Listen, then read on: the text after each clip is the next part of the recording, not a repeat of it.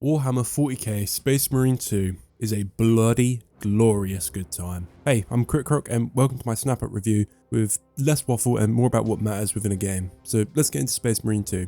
For the sake of me talking, I'm going to refer to the game as Space Marine 2. If you're like me, I'm a complete noob to the whole Warhammer franchise, especially Space Marine at that, and the 40k side of it. But is this game approachable to people that don't actually understand the world of 40k universe and Warhammer as a whole? Why, yes it is. I haven't even played the first Space Marine game, but this game does such a good job at not overloading you with the world and lore of 40k, but still making you want to learn more and actually making sure that you understand what's going on. I think this is a very good strength of this game, how it helps guide people who aren't familiar with the world of 40k, but it still allows them to engage with the world effectively, teaching them the basics very subtly so people who are familiar with it don't get pushed away. The game itself is split into three separate parts: the campaign, the PvE operations, and the Eternal War PvP mode. Let's start with the campaign, which is probably what you're going to be playing first. Is it any good? Well, I think it is. The story takes you to a range of absolutely drop-dead gorgeous locations that will make you stop and just look at what you're playing in. The game is gorgeous, and to me this is one of Space Marine's strongest aspects, its graphical fidelity and its actual art direction as well. It just looks so good, and the visual style is then transferred into character designs, enemy designs, and also the style of the combat. Yes, there is a lot of blood and gore, and it is really cool to see just how good this game looks and just how nice everything is. When I picked the game up, I was scared it was going to be a bit of a simple hack and slash style game, but to be honest, it's actually surprisingly deep. It has a fun parry system with two different types of parries in the game, being one that you use with a bright blue flash on an enemy, which then leads into an execution, or a general one for any basic attack, allowing you to do a follow-up attack. Gunplay is heavy and satisfying, with the sound design really helping you believe you're shooting something like a bolter or an energy weapon, and there is a good variety of weapons, which are all effective at their own task, from the sniper bolter to the heavy bolter to even a flamethrower. It's always good fun to pick up different weapons and experiment with them. And then this is also enhanced by the enemy design. Different enemies are weak to certain weapons, so something like a sniper, where not very good on massive hordes of enemies, they're more tough enemies that just sort of mess you up. You will absolutely dominate them with a sniper rifle. And then again, there's also melee weapons. There are only 5 of them, but they're all fun and they all play slightly differently. And if there wasn't the parry system in the game, I would probably complain about this system, but because the parry system is there, it actually makes the combat super flowy and nice feeling, because if you get into a flow state, you can just kill hordes of enemies without being touched, which I find really fun, and honestly, it actually makes the game more rewarding, especially on higher difficulties. And of course, Doom style, if you perform an execution, you get armor back, so it actually encourages you to go for these executions to not only give yourself a breather, but also heal yourself, so it is good. The characters in the story are all pretty good as well. Nothing insane, they're not top tier character writing, but they are good for the story and they serve their purpose, and all of their performances are top notch, and no one phones it in with their voice acting or performance. Even the side characters that you meet during the campaign, who you only see once or twice, are really well voiced and actually believable in the world. Now the story. I'm not going to make a big comment on this, as I'm not too invested in 40k's world and lore enough to really make judgments on whether this is a good story, if it's faithful and all that, but I will say this: the journey of Titus, the main character that you play as, from beginning to the end of the game is really good. He goes from down in the dumps to someone that slowly rises back to greatness in his chapter, and I really do enjoy this story. It isn't too complex with the world story, it's simple. I really appreciate that, because it allows me to actually get invested in this story very easily without having to have the background knowledge of even the previous game. I can just enjoy it. And then also his 2 companions have also very decent story arcs, which makes it even better because you have 3 characters that you do get involved with, and it's really nice having these characters. The villain, he's okay. I'm not really sure, to be honest. He doesn't really do a lot, and there does seem to be a bit of history there, which I don't understand, but I'm not going to comment on that. But he does serve his purpose, and I think he's a completely fine villain, but that's not the point of the game in my opinion. The point of the game is just to absolutely shred things and kill everything and just the hordes of enemies that come running at you, and that is completely reinforced with the opening hours of this game, which are just some of the best hours I've played recently of any game. Okay.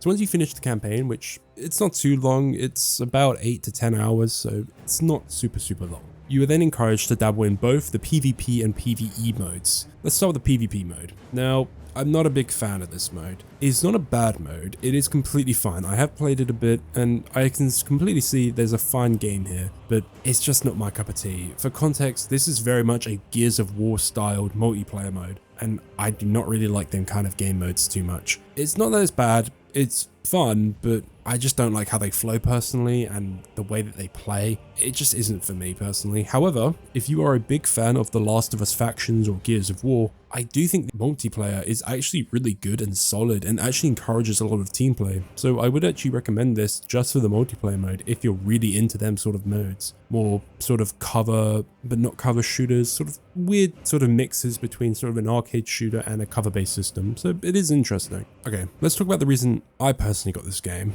which are the PvE operations, so along with the campaign as well. But the operations are basically side missions that follow a different squad doing missions adjacent to the campaign, but they're basically like Left 4 Dead style campaigns, which are linear levels with obviously a bunch of enemies that you just have to slaughter, and you have a range of objectives to complete.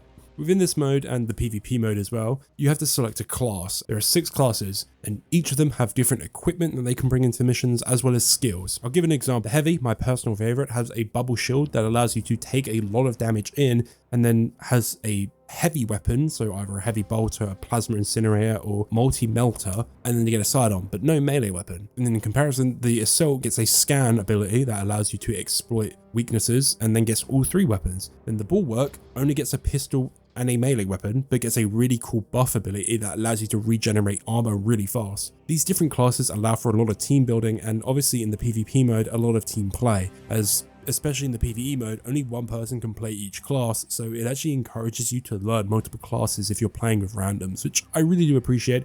And also the progression system is pretty fun. It allows you to basically improve these characters a lot more and more, and obviously with harder difficulties, you kind of need these upgrades to really do anything to the enemies, as enemies become absolute bullet sponges. It's actually insane how strong they become. But even at lower levels, you can still complete these missions. I was playing at lower level than the 3rd difficulty, the hard, I guess, not very hard, the one before that. I was playing a level that was actually technically below what they recommended, and I was still doing completely fine. Yeah, I would go down every now and then, but I could still keep up with my teammates and even save them a few times from wiping the entire mission. And then in addition to this, each class feels slightly different and has different armor ratings, so some have more armor, some have less armor, some feel a bit more mobile and others don't. And it's just a great way for some role playing as well. And then on top of this, you have amazing customization. It's actually insane how much customization this game has, from different colors, armor pieces, emblems, just the whole shebang. It's really cool. And with this, of course, I really do hope they keep adding to this game, as I think this will allow for a really cool, like, just general customization system and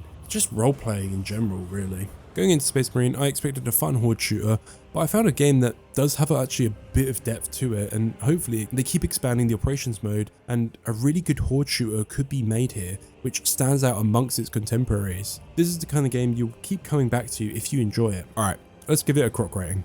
Gameplay, I'll give it an 8. I was debating giving it a 9, but the game is a bit on the simple side from its shooting and the hack and slashy melee combat, but it isn't bad. It's just not the top tier stuff that you would give a 9. It is very good though, don't get me wrong. Story, I'll give it a 7. Nothing crazy here. It's solid all the way through.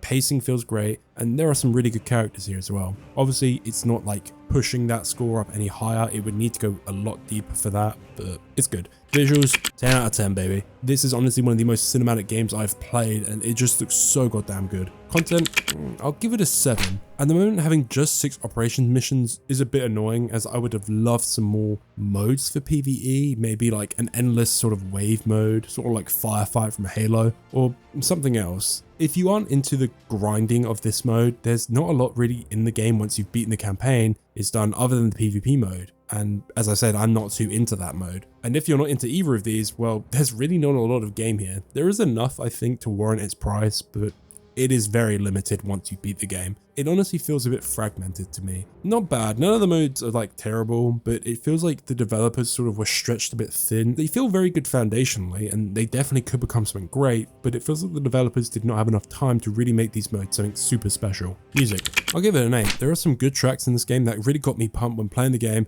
and the overall sound design is just amazing for the entire game. Calculating the final score, it gets a 40 out of 50. or a 4 out of 5 game. Honestly, the game is really good, but it did have some things holding it back for me. The actual lack of content in the game's endgame, PvE mode for one, was a bit of a letdown to me, and the overall simple but fun gameplay, the game is worth every single penny that it asks for. This is a pickup at full price for me, and even if you aren't a Warhammer fan, I would still recommend this game. It's so much fun, and if you get a group of friends together to play it, its fun multiplies tenfold. Anyway, that's enough from me. See you around, Crocodile.